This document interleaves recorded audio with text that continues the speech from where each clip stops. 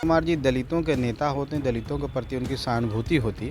तो जीतन राम मांझी को उस तरह से बेइज्जत नहीं करते हैं। इस तरह से आप शब्दों का प्रयोग जो संसद है, लोकतंत्र के मंदिर है, उसके अंदर में नहीं कहते और ये नहीं कहते कि आपको अकल नहीं है, बैठ जाओ। बोलने भी नहीं दिया गया, जो संवैधानिक अधिकार है। लेकिन भीड़ कभी वोट नहीं हो सकता है और आने वाला समय में आपको ये समझ में आ जाएगा कि दलित का नेता कौन है, गरीबों का नेता कौन है, वंचितों का नेता कौन है। ये सारी बात उनको समझ में। एक तरफ बेइज्जत कर सकते हैं, एक तरफ उनको उसकी औकात दिखाने की कोशिश करते हैं और एक तरफ कहते हैं कि आप डिजर्व नहीं करते थे, हमने आपको बनाया। नमस्कार, आप न्यूज फोनेशन देख रहे हैं। मैं हूं आपके साथ वंदना। हमारे साथ बात करने के लिए हैं हम पार्टी के राष्ट्रीय अध्यक्ष संतोष कुमार सुमन, पूर्व में मंत्री भी रहे हैं। जदयू कह रही है कि अब दलितों के नेता जो है नीतीश कुमार है, नीतीश कुमार के अलावा कोई और नेता दलित का है ही नहीं। नीतीश कुमार जो नुमाइती बता रहे हैं दलितों के, कल भीम संसद भी बुला रहे हैं, कैसे देख रहे हैं? देखिए, हर पार्टी का अपना स्टैंड होता है, वो बुला रहे हैं, उनके अपने पार्टी का अंदरूनी मामला है। इस पर ज़्यादा नहीं कहेंगे, लेकिन इतना बात ज़रूर कहेंगे कि जो बोल रहे हैं माननीय अशोक चौधरी जी की नीतीश कुमार जी दलितों के बड़े नेता हैं।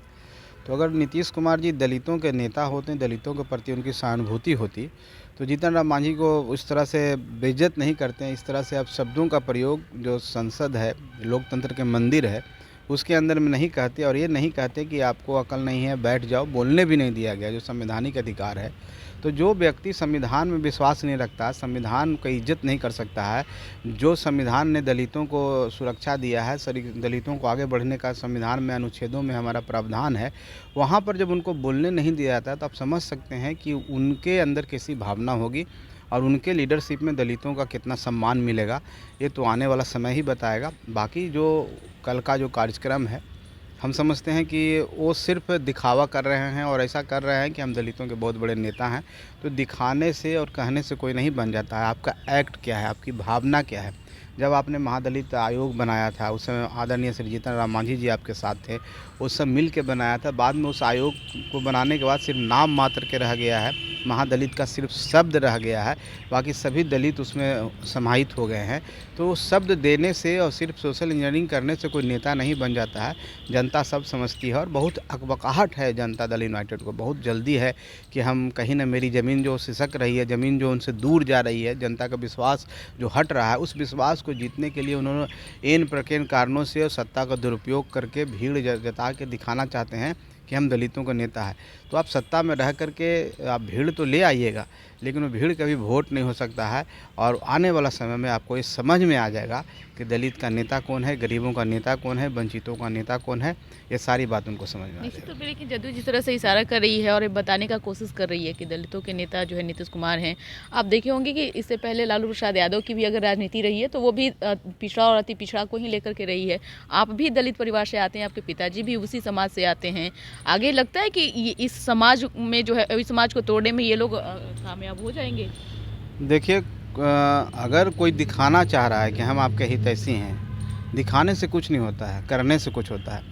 आपको ये करके दिखाना होगा, दलितों में विश्वास जीतना होगा कि आप उसके समर्थक हैं, चाहे आप उन लोगों के प्रति आपकी संवेदना है, उन लोगों के लिए आप कुछ करना चाहते हैं। एक सिंपल सी बात हम कह रहे हैं कि जब आप एक तरफ बेइज्जत कर सकते हैं, एक तरफ उनको उसकी औकात दिखाने की कोशिश करते हैं और एक तरफ कहते हैं कि आप डिज़र्व नहीं करते थे, हमने आपको बनाया। तो लोकतंत्र में जब कोई मुख्यमंत्री हो चाहे प्रधानमंत्री हो, उसको निर्वाचित सदस्य, चुने हुए प्रतिनिधि, जो जनता के प्रतिनिधि होते हैं, विधायक और सांसद होते हैं, वो मिल के अपना नेता चुनते हैं और वो मुख्यमंत्री का चुनाव किया जाता है। जब कोई व्यक्ति को संविधान में नहीं विश्वास है, बाबा साहब के संविधान में विश्वास नहीं है, तभी कोई व्यक्ति कहता है कि हमने तुमको बनाया। इस तरह का जो स्वाभिमान है, ये कहीं न कहीं हमारे संविधान को आघात पहुंचाता है। तो जो व्यक्ति संविधान का नहीं हो सकता, जो व्यक्ति दलित के इतने बड़े नेता, जिसको खुद मुख्यमंत्री बोलते हैं कि हमने मुख्यमंत्री बनाया, तो आपने कोई भीख दिया था, आपने तो कोई जीतन राम मांझी के प्रति कुछ ऐसा चीज़ देखा होगा, तब ने आपने चुनाव किया और आपने बोला कि ये मुख्यमंत्री बनेंगे और आपके विधायकों ने उनको समर्थन किया था, तब जाके मुख्यमंत्री बने। फिर उनको हटाने के लिए अब सारा प्रपंच, जितनी ताकत है, आपने लगा दिया, सब विधायकों को लेके इधर सुधर जा रहे हैं। तो आपकी जो एक्ट है, करनी और कथनी तो दिख रही है जनता को। तो आप इस तरह का अथी करके, प्रदर्शन करके आप ये नहीं साबित कर सकते हैं कि आप दलितों के नेता हैं। दलित का नेता कहने से कोई नहीं होता है। दलित का नेता बनने के लिए दलित का एहसास करना होता है, उसकी गरीबी का एहसास करना होता है, उसकी भावनाओं का एहसास करना होता है, वो किस स्थिति में आज भी रह रहे हैं। अगर दलित के नेता हैं तो शराबबंदी के नाम पर आज जाकर देखिए कि जेलों में कितने बंद हैं। उनके जो बच्चे हैं जो उनके ऊपर आश्रित रहते हैं वो रोड पर हैं, भूखमरी के कगार पर हैं, खाने को नहीं मिल रहा है। और उनके बच्चे कहीं पढ़ने लिखने वाले थे, उनका स्कूल छूट गया है, उनके माता पिता बेघर हो गए हैं। एक व्यक्ति कमाने वाला था वो जेल में, उनको बेलर नहीं मिल रहा है। और ऐसे व्यक्ति जो इस तरह का प्रताड़ना कर रहा है गरीबों के प्रति, दलितों के प्रति, अब आज आप अपने दुरुपयोग करके, जो आपका तंत्र है उसका दुरुपयोग करके आप अगर भीड़ जुटा लेते हैं और कल कहिए कि हम दलित के नेता हो गए, कहने से कोई नहीं होता है। भीड़ जुटाने की अब लाखों की संख्या, दावा तो हम भी कह देंगे कि 5 लाख का संख्या है। जब उस ग्राउंड को इतनी संख्या ही नहीं है तो कैसे वो कह सकते हैं कि उतना जुटाएं। लेकिन हर व्यक्ति का अपना अपना दावा है, हर व्यक्ति अपने हिसाब से बोलता है, उसको बोलने का अधिकार है। हमारा जो मौलिक अधिकार उसमें दिया है, उस पर मैं टिप्पणी नहीं करना चाहता हूँ। लेकिन इतना ही कहना चाहता हूँ, अगर सच्चे में आपको प्रेम है तो इनके लिए कुछ कीजिए। 33 साल से आप हैं, आप बता सकते हैं कि एजुकेशन में कितना उनका सुधार हुआ, बता सकते हैं कितना रोज़गार उनको मिला है, आप बता सकते हैं सामाजिक स्तर पर कितना वो आगे बढ़े हैं। ये सब बातों का भी ब्यौरा उनको देना चाहिए, तभी जा कर के ना बताएगा कि आप दलितों के लिए किया। तो सिर्फ नाम कर देने से, कुछ स्कीम की घोषणा कर देने से वाकई में ग्राउंड पर आज उनकी क्या स्थिति है। आज जो वाकई में जिनको महादलित आपने बोला था, उनके सामाजिक शैक्षणिक स्तर में कितना सुधार हुआ है। और अब 33 साल में जो दोनों की युगल जोड़ी है, उन लोगों ने कितना काम किया है। लालू प्रसाद यादव जी, माननीय लालू जी सर मुड़वा देते थे, उनके यहाँ चले जाते थे। सिर्फ सर मुड़वा देने से किसी का विकास नहीं होता है। उसी तरह से इस तरह के कार्यक्रम करने से किसी दलित का विकास नहीं होना है। आप अपने तंत्र का दुरुपयोग कर रहे हैं, दुरुपयोग करके दिखाना चाह रहे हैं कि हमारे पास बहुत बड़ी संख्या है। तो दिखाइए, आपको अधिकार है। मेरी भी शुभकामना है कि आपके ज़्यादा भीड़ है। लेकिन हम जानते हैं कि इधर जब हम जहाँ एनडीए में हैं, आदरणीय नरेंद्र मोदी जी ने दिखाया है, आदरणीय नरेंद्र मोदी जी ने राष्ट्रपति बनाया है, आदरणीय नरेंद्र मोदी ने मुख्यमंत्री बनाने का, अध्यक्ष बनाने का भी काम किया है। और वो कभी नहीं कहते हैं कि हम कहते हैं, एक कह रहे हैं कि हमने तुमको बनाया है, तुम्हारी औकात क्या है, तुमको कौन पहचानता था। तो कहने का मतलब दलितों को अपनी औकात दिखाने का जो व्यक्ति काम करता है, वो सिर्फ इस तरह का प्रदर्शन करके अपना उल्लू सीधा करना चाहता है, राजनीति करना चाहता है। और जनता सब समझती है, दलित भी समझ रहा है, वंचित गरीब भी समझ रहे हैं। आने वाला जो सही समय होता है, जो 24 और 25 जो वोट देने का अधिकार है, मताधिकार है, उसका प्रयोग करके वो समाज इनको दिखा देगा कि आपके प्रति उनको कितना प्रेम है और आपने उनके लिए क्या किया है। एक सवाल ये भी है कि आप महागठबंधन को बहुत करीब से जानते हैं, क्योंकि आपने बिहार सरकार में मंत्री पद भी संभाला और समय समय पर तमाम घटक दलों, चाहे आरजेडी हो, जदयू हो, कांग्रेस हो, सभी को आपने मदद किया।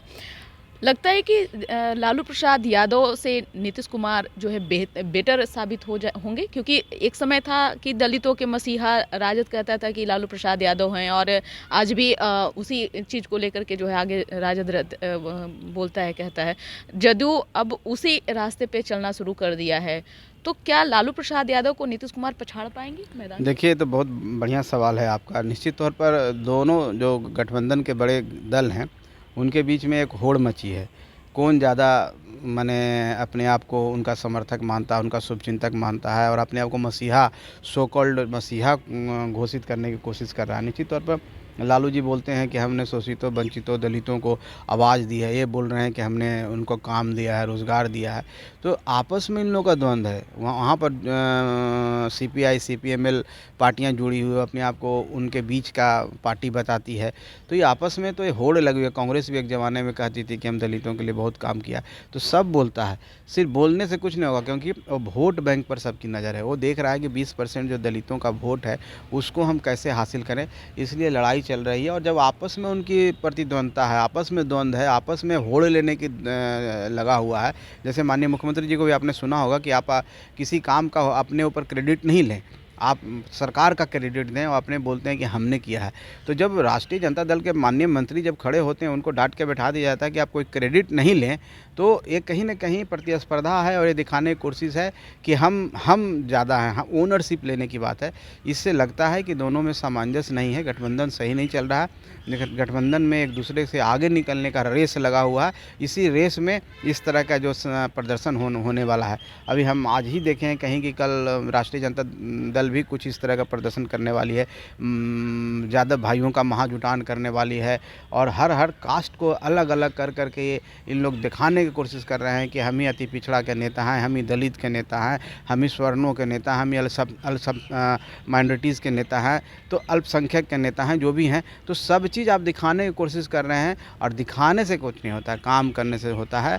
और जब लोग इस तरह का काम करते हैं तो उनके अंदर एक भय रहता है, एक डर रहता है और लगता है कि हमारी जो ज़मीन है, हमारी जो पकड़ है वो कमज़ोर होती जा रही है। तो इस तरह की बातें करते हैं और इस तरह की बात करके जनता को भ्रमित करने का बात करते हैं। तो ये भ्रामक प्रचार है और कुछ नहीं है, जनता सब समझती है। क्या बेहतर साबित हो पाएंगे नीतीश कुमार? कोई बेहतर नहीं, दोनों में से कोई नहीं। माननीय नीतीश कुमार जी का जो दौर था वो गुजर चुका है, लालू जी का जो दौर था वो गुजर चुका है। एक ज़माने में उस तरह से उन्होंने पॉलिटिक्स किया, जनता ने उनको समर्थन दिया और वो 15 साल सरकार में रहे। माननीय नीतीश कुमार जी का भी दौर था, गुजर चुका। अब कोई बेहतर नहीं है, अब इन लोग बर्स हैं और इन लोग को हटना ही होगा, चेंज आना ही होगा। अब निश्चित तौर पर देखिएगा जो आने वाला चुनाव उसमें एक विकल्प आएगा, नया चेहरा आएगा और इन लोग का दौर ख़त्म हो चुका है। एक नए ज़माने के दौर है। इस ज़माने में लोग इस तरह का सोच नहीं रखते हैं। आज लैपटॉप है, आज चांद पर लोग जा रहे हैं, साइंस एंड टेक्नोलॉजी हो गया है, सोशल मीडिया का इतना प्रचार हो गया है। हम समझते हैं इस तरह से तोड़ तोड़ के फ्रैक्शन में जातियों को बांट के अब कोई राजनीति नहीं कर सकता है।